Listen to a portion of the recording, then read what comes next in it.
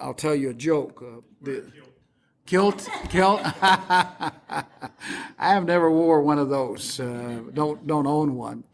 But this man and his wife had their 25th wedding anniversary, and they found a bottle with a genie in it. So it was their anniversary. They both got a wish, and the genie asked the wife, what did she want? And she said, well, I'd like to go to Hawaii. So immediately, poof, she was gone off to Hawaii. And the man was sitting there thinking, and he said, I'd like to have a wife that's 30 years younger than me. Then poof, he was 80 years old, so.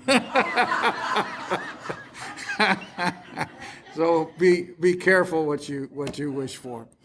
Okay, it's great to be here. It's great to see everyone, and those of you some of you are back and who were gone. I'm just enjoying our study on the names and the titles of Jesus Christ our Lord. Learning a lot. Excited, actually, about the lesson that we have tonight. I think there's some good stuff there. And what I wanted to do is I really want to start out by asking a question of you. Everyone can answer it except Ray and Linda. They can't answer.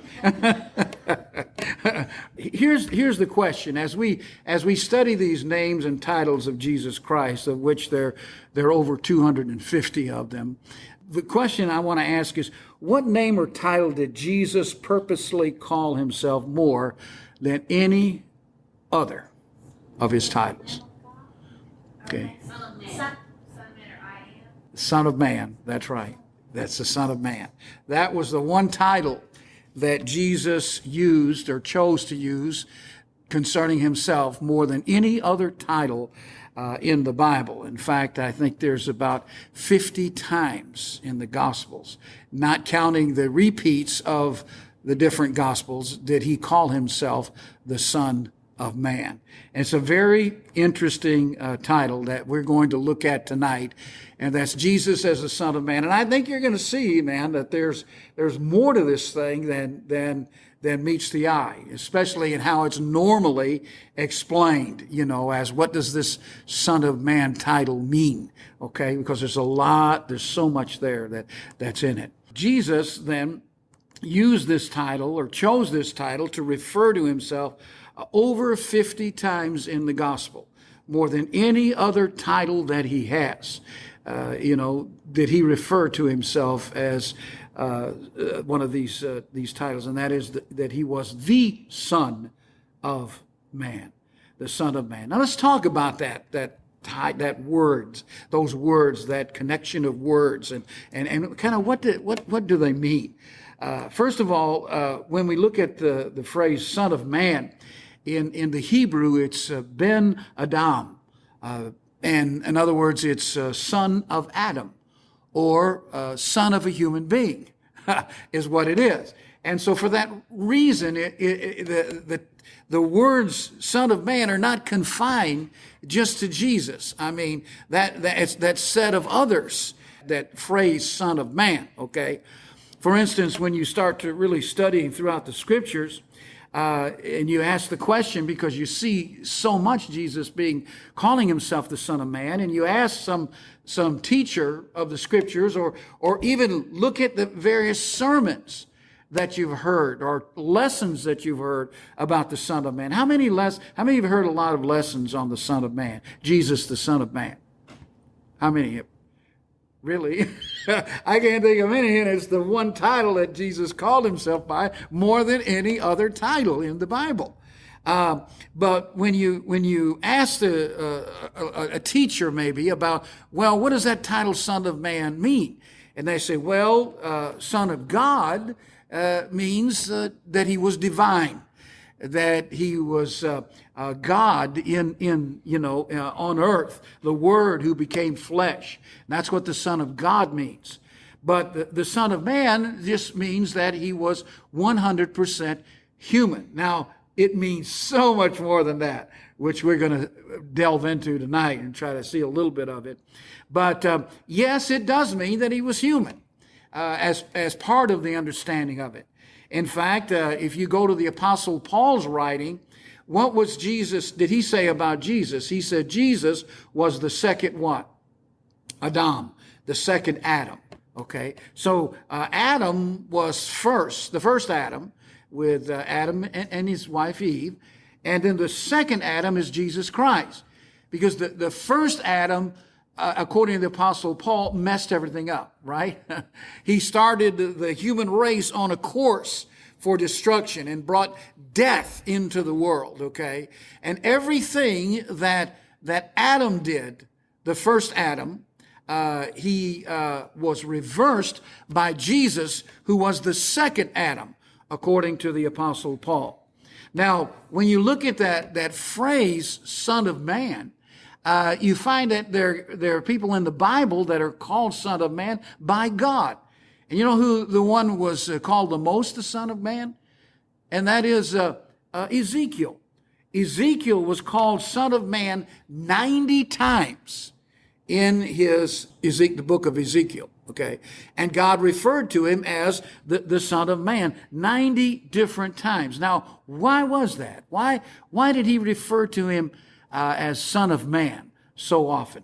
Well, let me give you two reasons, okay? First of all, as I looked it up, I could never find an article with it like that is with Jesus. And that is, Jesus is the Son of Man, okay?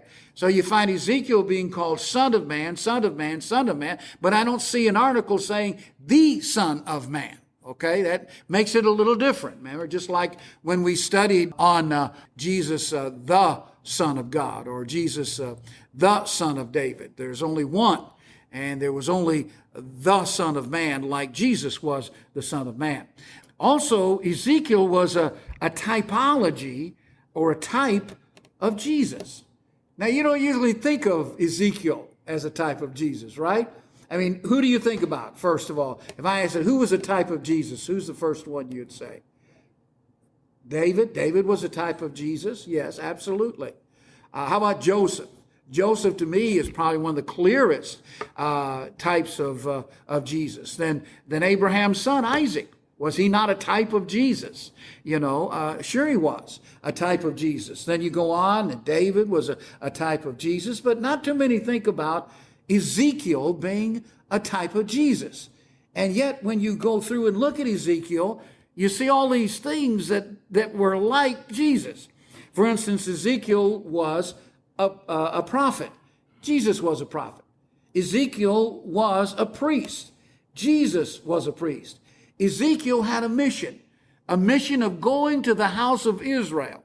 Okay. Jesus had a mission of going to the house of Israel. God said they wouldn't listen to Ezekiel. Okay. Well, they didn't listen to Jesus either. Okay. He was to go to a rebellious generation. And of course, Jesus spoke to a rebellious generation. So they were like that. Ezekiel spoke the literal words of God. Okay. He ate the words, in fact. And yet Jesus also said everything that he spoke, he didn't speak of himself, but he spoke as God sent it to him.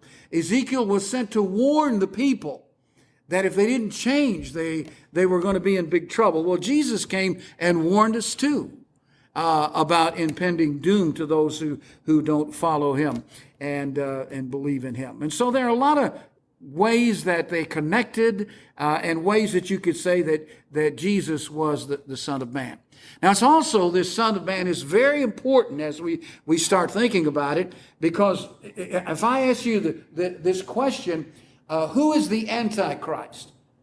What would your answer be?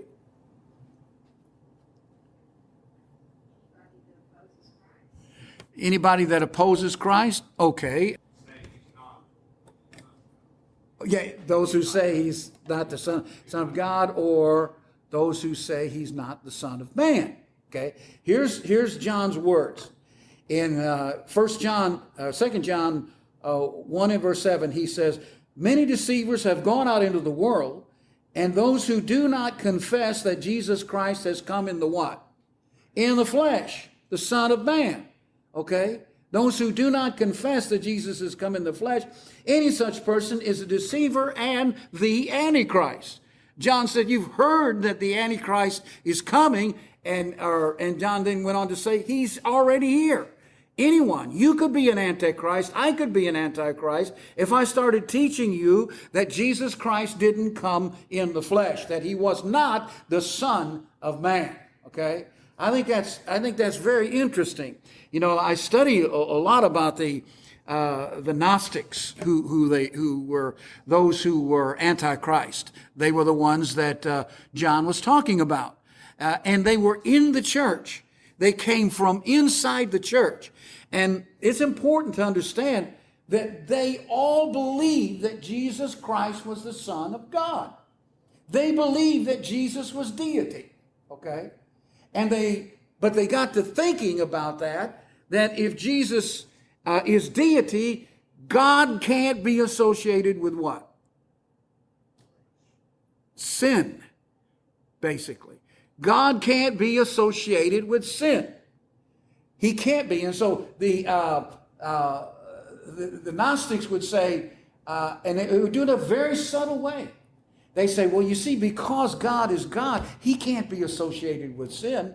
And so you see what it is that he appeared to be a man.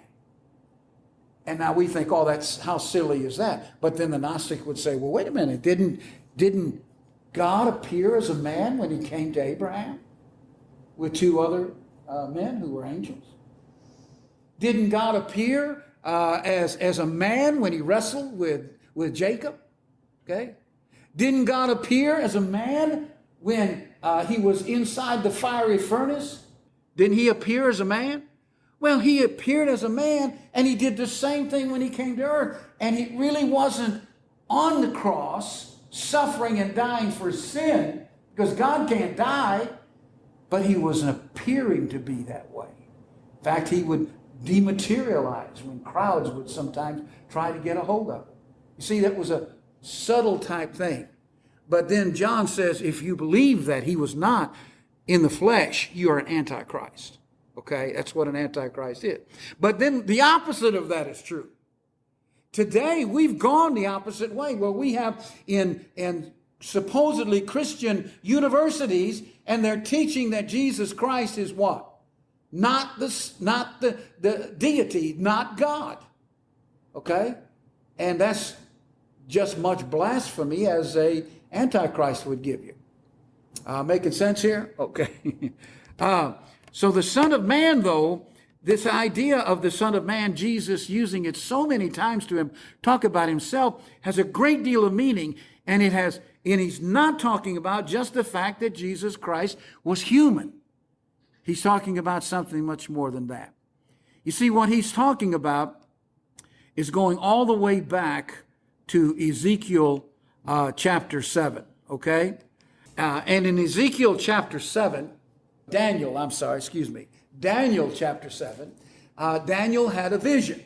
And Daniel saw these four beasts coming up out of the sea.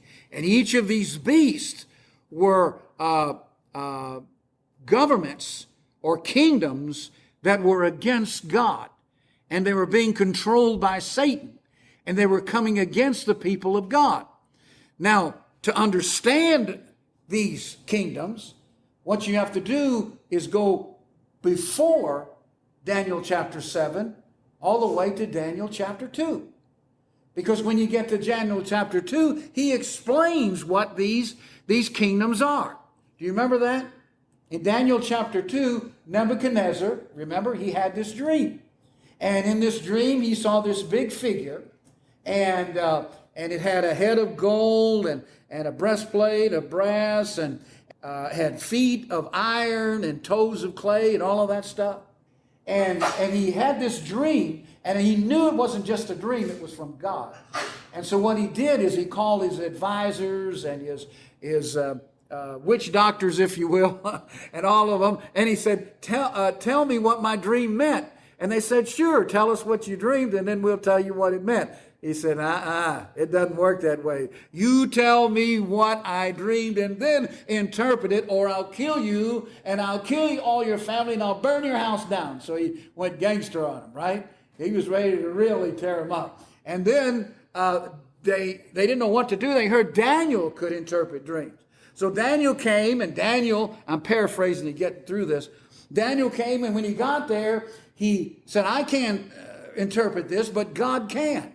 And so God told David all about what it was. And he told him that he saw this figure, and this figure, its head was gold, and that's you, Nebuchadnezzar, okay? And the kingdom of Babylon, okay? Now, after you, there's going to be another kingdom of silver, and that's the Medo-Persian. And that went from 539 to 331 BC. And then after that, there's another kingdom. It's the kingdom of Greece. That's the bronze, 331 through 30 BC. And then the last one of the four is the kingdom of Rome. And Rome's going to come, and it's going to be of iron, very strong, but there's going to be some weaknesses in it, weaknesses there and there. And remember what he said. In that interpretation of the dream, he said, and in the days of these kings, that is the last kingdom, okay, to be on earth, the Roman Empire, the God of heaven will set up a kingdom which shall never be destroyed, and the kingdom shall not be left to other people, but it shall break to pieces and consume all these kingdoms, and it shall stand forever. And so remember how he talked about the idea that when a stone came, and the stone came out of nowhere without made with hands, crushed, hit the feet, and then the kingdom would be set up, okay?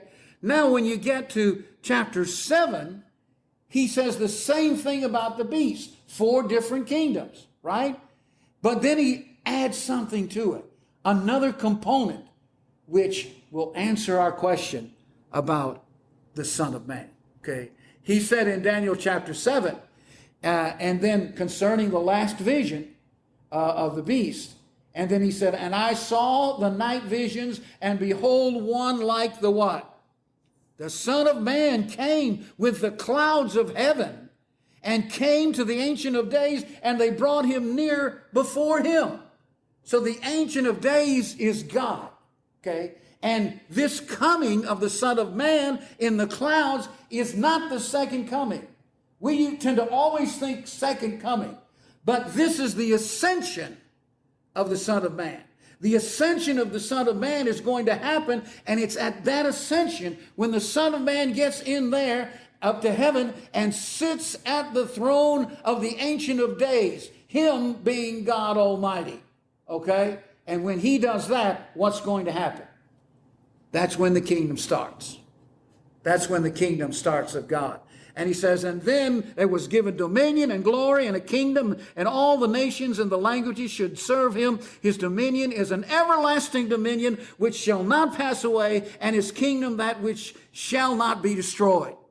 So the kingdom that he's going to bring in, the Son of Man, will not be destroyed. So look at what the average Jew believed about Daniel. This is what they believed. They believed in the days of the fourth kingdom, the Roman Empire, the Son of Man will come, who is the Messiah. So they were looking for Jesus, right?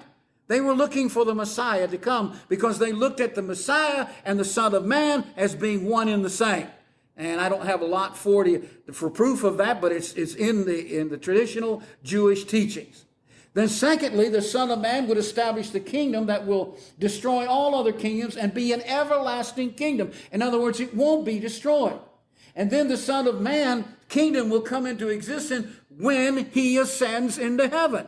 When he goes into heaven, then he will sit on the throne of God, and then the kingdom will be established on earth.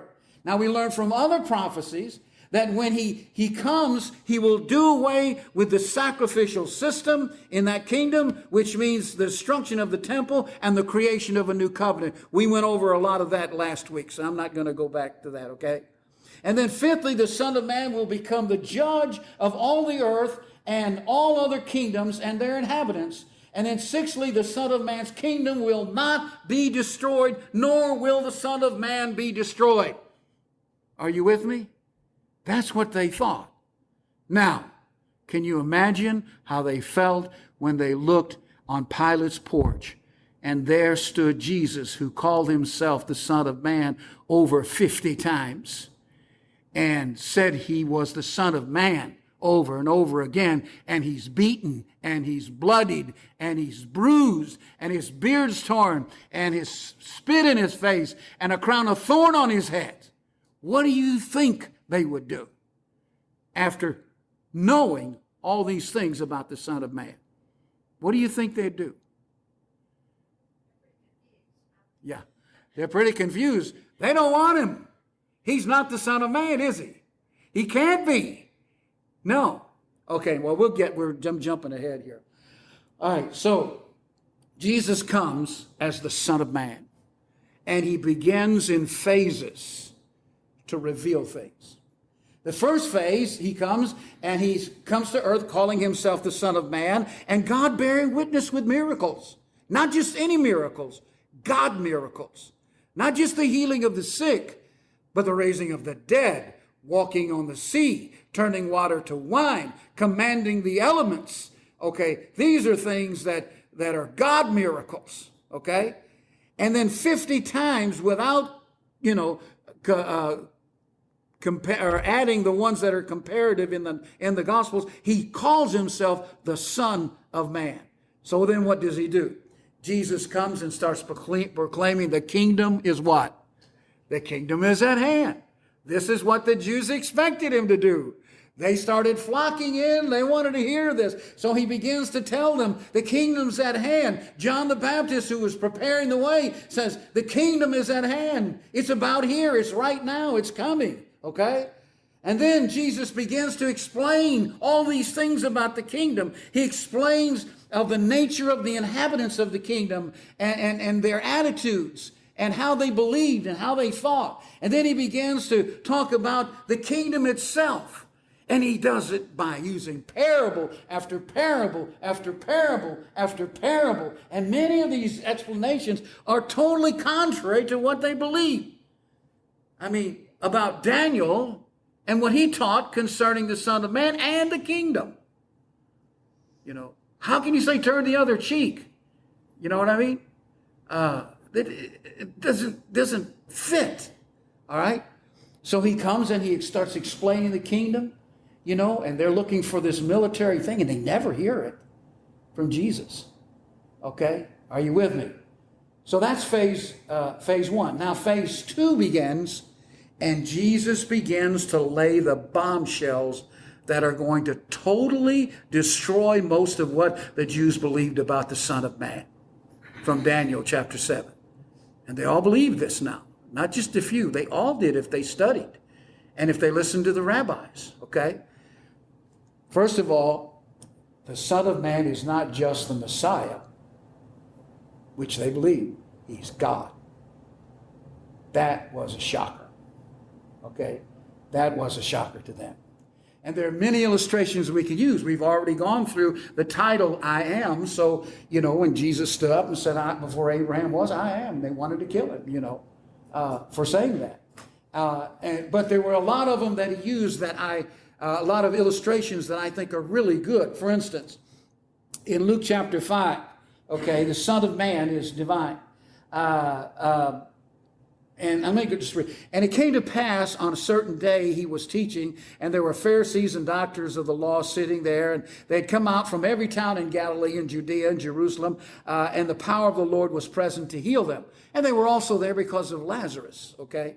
And then it says, and when they could not find, it says, and behold, men brought a bed with a man which was taken with palsy, and they sought means to bring him in, but it was too crowded, okay? And so they couldn't find a way to get him in. What did they do? They dug a hole in the ceiling. Imagine a big crowd and the scribes and Pharisees and everybody, and all of a sudden the ceiling starts falling down.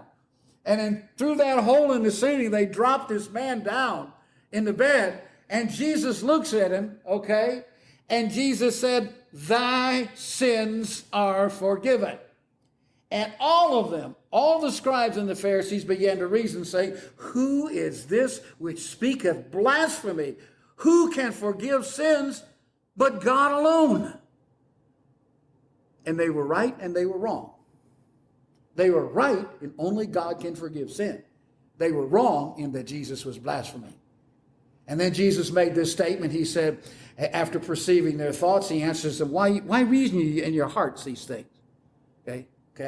And then he says, what's easier, to say thy sins be forgiven thee, or to say rise up and walk? I mean, anyone could say thy sins are forgiven, right? You don't see that. But he says, whether it's easier to say thy sins are forgiven thee, or say rise up and walk. But that ye may know that who? The Son of Man hath power upon earth to forgive sins. He said unto the sick of palsy, I say unto thee, arise and take up your couch and go into thine house. And immediately he rose up before them and took up that whereon he was laying, and so forth, and departed from his house glorifying God. You see that? Nobody can forgive sins but God, right? Then another one, okay, the disciples were picking, the corn, remember? And they were walking, and then they were eating the things because they were all hungry. And the scribes and Pharisees saw this, and they said, have you not read the law, how that on the Sabbath day the priests in the temple profaned the Sabbath and are blameless? In other words, they were arguing about this is the Sabbath day. They're working on the Sabbath day. And Jesus says, well, you guys are working. Don't you work in the temple on the Sabbath day? Right? Okay. But I say unto you that in this place is one greater than the temple. Now that is taking it far beyond any prophet. Moses never said, I'm greater than the tabernacle or the temple, or Solomon never said, I'm greater than the temple. Nobody ever said that. Okay? Nobody. The temple was the seat of power too for the scribes and the Pharisees and the high priests and so forth, which we'll talk more about that in a minute. And then he says, but if you know what this means, I will have mercy and not sacrifice, you would have not condemned the guiltless. For the Son of Man is Lord even of the Sabbath days. Oh my goodness. Oh my goodness. I mean, Lord, he's fooling with the Ten Commandments. He's saying he's greater than the Ten Commandments. That he's greater than the Sabbath day. The commands of God. And what happened? Verse 14. Then the Pharisees went out and held a council against him, how they might what? How they going to kill him. That was it. I mean, that he's saying he's God. We can't have that, right? Then again in John 9, we find, remember we studied this and how this man, Jesus healed him, who was born blind, okay? And to put the mud on his eyes, told him to go to the river Siloam and to wash. And he went there and he washed and he could see, okay? And then when the Pharisees by this time heard about this, that Jesus had healed him, what did they do with this blind man? They called him in there, right? Because they wanted an answer. Do you believe that he is the Messiah? Do you believe in him? He's a liar. I don't know. Man says, I was blind, now I can see. I don't know what you say about him, what's true, what's not true about him, but he said, I was blind and I could see. Now Jesus heard they cast him out of the temple. What does that mean? They disfellowshipped him. He couldn't come in the temple. He couldn't come close to God. He couldn't be with God. So Jesus heard about that, what they did, and he came and he found him and he said to him, dost thou believe on the Son of God? And he answered and said, who is he, Lord, that I might believe on him? And Jesus said to him, thou hast seen him, and he is him that talketh unto thee. And he said, Lord, I believe, and he worshiped him. And that's another thing. That's unknown. No. Okay? Jesus received worship. Only God can be worshiped. People ask, can you pray to Jesus today? Can you worship Jesus today? Yes, you can. You can. We just don't do it. Not in public anyway. Okay. But he received worship from human beings. He was worshiped when he was a baby. Okay. Matthew 8, he's worshipped by the leper. Matthew 9, worshipped by the woman. Matthew 15, he's worshipped. In Matthew 28, worshipped by the disciples. Revelation 5, he's worshipped by the entire host of heavenly angels when he ascends. And he's at the throne of God, the throne of the Ancient of Days, who is called God. Okay? And he's worshipped in Matthew 9:35. So, phase 2. Jesus is laying these bombshells, okay? The Son of Man, who is the Messiah, this is the next one. And God, in the flesh, is going to die. That was a bombshell to them. They could hardly believe their ears when they heard it. Remember in Matthew 16, when Jesus came to the coast of Caesarea Philippi, and he asked his disciples, who do men say that what? I, the Son of Man, am. Okay. And they said, some say thou art John the Baptist, some Elijah, the other Jeremiah, one of the prophets. And he said to them, but whom do you say I am? And Simon Peter answered and said, thou art the Christ, the Son of the living God. And Jesus said, you didn't come to that conclusion on your own. God gave you that conclusion. And then in verse 21, it says, from that time forth, Jesus began to show his disciples how that he must go unto Jerusalem and suffer many things of the elders and chief priests and scribes and be killed and raised again on the third day. And what did Peter immediately do? No, right here, he denied that was going to happen. And he pulled Jesus aside and said, rebuked him, saying, be it far from thee, Lord, this shall not be. You're the Son of Man, the Son of God, the Messiah. This can't happen to you. And what did Jesus say to him? Get behind me what? Satan. Get behind me, Satan. Okay? In Luke 18, it says, then he took unto him the 12 and said unto them, behold, we go up to Jerusalem, and all these things that are written by the prophets concerning what? Concerning what? The Son of Man shall be accomplished. I wish I was on that road to Emmaus with Jesus and the disciples where he explained all this stuff. Remember, guys, when I kept telling you, son, I'm the Son of Man? And remember what you thought. Remember what the truth is about the Son of Man. Anyway, Luke 9:44. He says, let this saying sink down into your ears, for the Son of Man shall be delivered into the hands of men. In other words, they weren't listening. Let it sink in. The Son of Man is going to die on a cross. Then he took the 12 and said unto them, behold, we go up to the Jerusalem, that all things that are written by the prophets concerning who? The Son of Man will be accomplished, okay? Will be accomplished. And Jesus answered them, saying, the hour is come that the Son of Man shall be what? Glorified. When is the Son of Man glorified? He said what? It's time for me to be glorified. To go back and be glorified, okay? As the Son of Man. Just like it reads in Ezekiel. Are you with me? And if I be lifted up from the earth, will draw all men unto me. That's how he was going to be killed, okay? Signifying his death, verse 33. And the people answered him, we have heard out of the law of Christ that the law of that Christ abideth forever.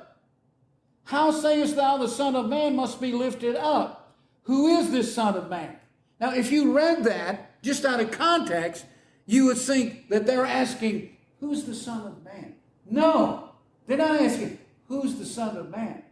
They're saying, wait a minute. We know the Son of Man from Ezekiel chapter 7, and his kingdom is going to be forever, and he's going to be forever, and he's going to take over all kingdoms of the world, and he's going to be glorified. What Son of Man are you talking about? This ain't the one we know about. We don't know nothing about this Son of Man you're talking about. Are you seeing that? You can see it over and over and over again. Okay. So he's going to die. Then in phase 3, his ascension and glorification and receiving a kingdom because of his death, burial, and resurrection. The Son of Man his ascension is glorified and receives the kingdom of God. Okay? And to receive the glory, he's got to go through the cross and the resurrection.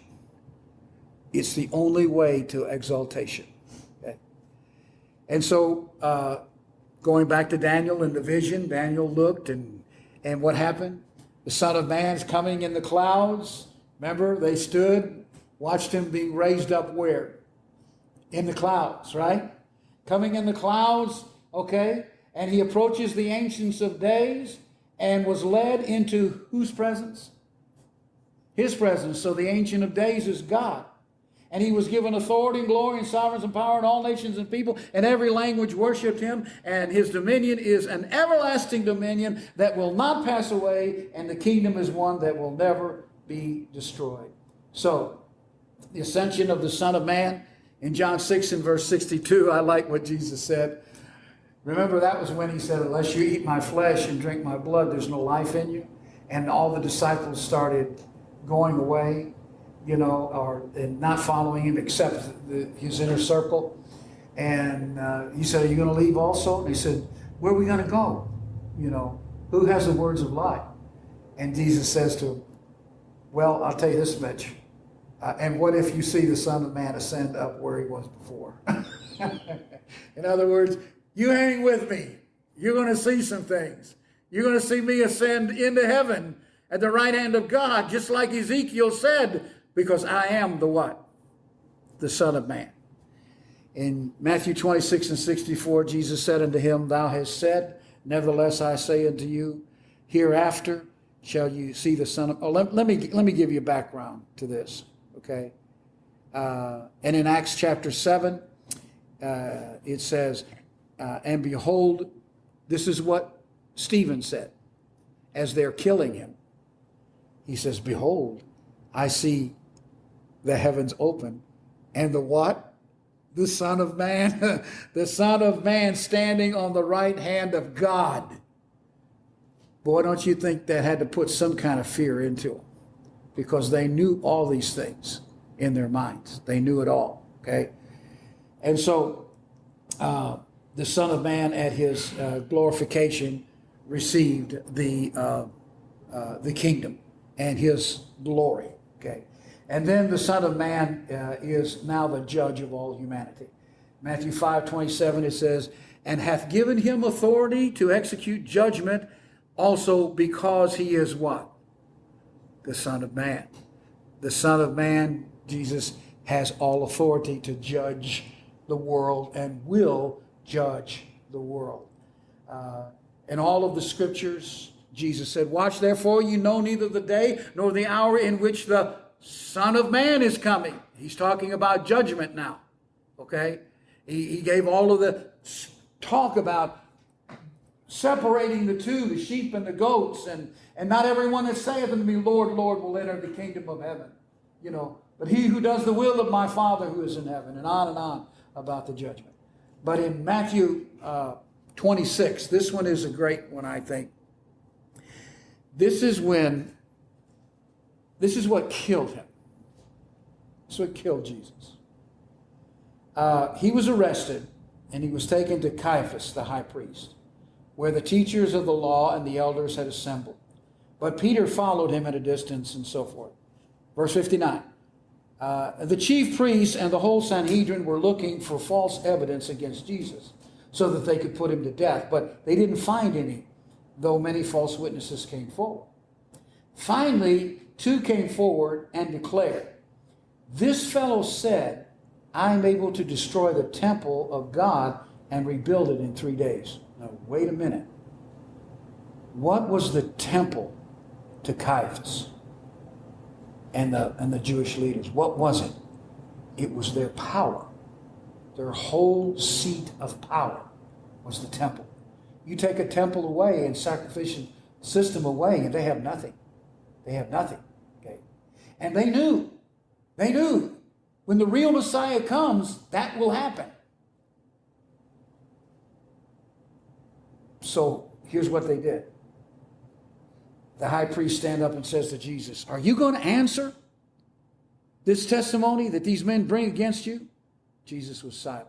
And the high priest said to him, "I charge you under oath by the living God, tell us if you are the Messiah, the Son of God." And Jesus said, "Listen, you have said so." And then he replied, "But I say to all of you, from now on you will see the Son of Man sitting at the right hand of the mighty one, and coming on the clouds of glory of heaven." In other words, not only will you see him ascended, you will see him coming in judgment. So basically, Caiaphas, you're judging me now, but I'm going to judge you because I'm the Son of Man. And the Son of Man has the power to judge. You see that? That's amazing, okay? And then they said, the high priest tore his clothes and said, "He has spoken blasphemy. Why do we need any more witnesses? Look, now you've heard the blasphemy. What do you think? Is he worthy of death?" And they answered, and they spit in his face and struck him with their fists, and others slapped him and said, "Prophesy to us, Messiah, who hit you?" You see, they are beside themselves with anger because he's about to take it all away, and he says he's going to judge them. Okay? And that he is the Son of Man. Any questions so far? Does that bring a whole new, not a new, but a whole aspect of it that you didn't have before? It does for me. It does for me. You know, I mean, just figure out how to lay it all out today was quite a deal, but it just brings in the why of everything. The why of everything. Well, so what? Yeah. What does that mean to us today? Well, you know, this is where most people would talk about the Son of Man. I don't because I wanted to give you this tremendous background. But there are implications and things that happened because he became a man, the Son of Man. And the Hebrew writer does the best job, really, of explaining it. In Hebrews chapter 2 and verse 14, he says, "Insomuch then as the children have partaken of flesh and blood, he himself likewise shared in the same, that through death he might destroy him who had the power of death, that is the devil." In other words, the bridge, the gap between God and man was broken. It was there, and man could never come to God. Anyone who got in the presence of God would be burned alive with God's holiness. So Jesus comes down to take away all the curse, including the power of death itself. But he had to do that as a man. He couldn't do that as God Almighty, okay? God, but he had to be God in the flesh. And he says, therefore, in verse 17, in all things he had to be made like his brethren, that he might be a merciful and faithful high priest in things pertaining to God, to make propitiation for the sins of the people. In other words, God wanted to be able to relate to us, but more than relate, to empathize. Because how is God Almighty going to relate to a human being? Really? Really, how is that? Unless he became one. And that's what it says in Hebrews 4, beginning in verse 14. Therefore, since we have a great high priest who has ascended into heaven, Jesus the Son of God, let us hold firmly to the faith we profess, for we do not have a high priest who is unable to empathize, not just sympathize, but empathize with our weaknesses. But we have one who has been tempted in every way, just as we are, yet did not sin. Let us approach the throne of grace and with confidence so that we may receive mercy and find grace to help in our time of need. That's what we have because he was the Son of Man. One of our kind in heaven at the throne of God, and we can walk up and become children of God. He became a child of God so that we could become children of God. Isn't that amazing? That's unfathomable. Unfathomable. We could look at a lot more scriptures, and we could, read Philippians. Although he existed in the form of God, he thought equality with God not a thing to be grasped, but emptied himself, took on the form of a bondservant, and became obedient even to death on a cross, that he might be highly exalted, which he is, the Son of Man, highly exalted right now. One of my favorites about Philippians 2. Yeah, it's a great scripture. It really is. Well, guys, that's all I got, unless you got some questions here. I'm going to end 2 minutes early. Yeah, that 2 minutes That early. was one of your better lessons ever done. Oh. That's what you said about the last one. This one tops it. Yeah. You said that multiple times. Yes, yes. This was one of my favorites. Do you have any insight as to why? I mean, I can kind of understand the Jewish thinking at the time with this expectation that they had, Uh-huh. with regard to the Son of Man being something completely different from what they saw in Jesus. Yeah. Maybe I could understand that at the time rejecting him. Right. However, if they truly believed that the Messiah was going to come in that period of all of these things, what is their justification today? Now that that period has long passed, looking back in context of history, Uh-huh. what else occurred that could possibly have been the Messiah? Nothing. Nothing. But what happens today, in the case of many Orthodox Jews, is we went to speak with rabbis when we were in a school of biblical studies, school of preaching, and we found that the rabbis we talked to didn't even believe in God. Didn't even believe in God. And this is what I experienced. They look at Judaism as a traditional culture, or what do you call it when you inherit something? Like in Austria, it's their culture. Yeah, a traditional heritage. It's their heritage and their culture and tradition. Yeah. Not a belief. Now, it's not a real belief. And the ones who do believe in it, a lot of times they can't go where we're at and keep their power and all of the things that they want. So they say that the Messiah was not a person, but it's an age. An age. So they're waiting for the age of the Messiah. And that's some of the things that I've heard. Okay. The Jewish faith was built on sacrifice, and that's gone. I know. That's right.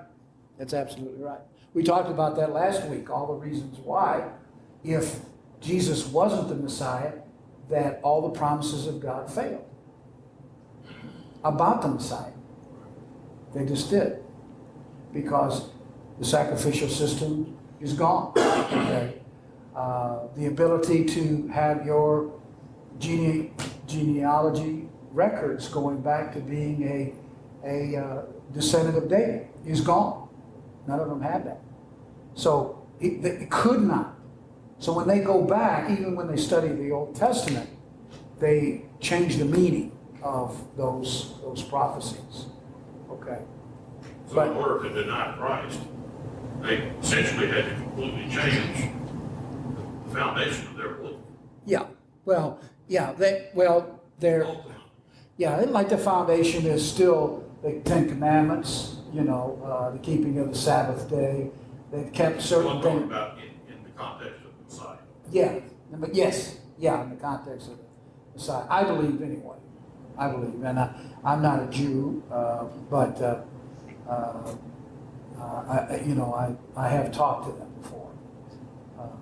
But you see, from what I told you to watch on the Larry King show with them, that the Jews' concept of salvation is they don't really need a Savior today. That God has actually lowered his standards. Okay, remember the rabbi saying that? That they believe that they're saved and going to help on the basis of good work. yes, on the basis of Not just good. alone grading. Good. Yeah, Very good. yeah, Talk show. yeah, Very interesting. Yeah. yeah. That's what That's what they believe, and that's what most all of the religious world believes. That somehow God's got a scale, and that we're going to somehow measure up to a holy God. But that has some blessings in it, and that has also some concern, because I thank God that He's holy and can have no sin. He's not a Hitler, okay, ruling us, a dictator. But then I realized that, as Jesus said, be ye perfect, even as your heavenly Father is perfect. If you really took that serious, you'd understand that this could not be of works, because you're asked to be as perfect as God. That's what Jesus said. I hope you enjoyed this podcast. If it's been a blessing to you, you can go to johndkimbrough.com to hear more episodes. You may also subscribe to my free podcast on Apple Podcast or anywhere you listen to podcasts. You may email me at john@johndkimbrough.com for questions or comments. Thank you.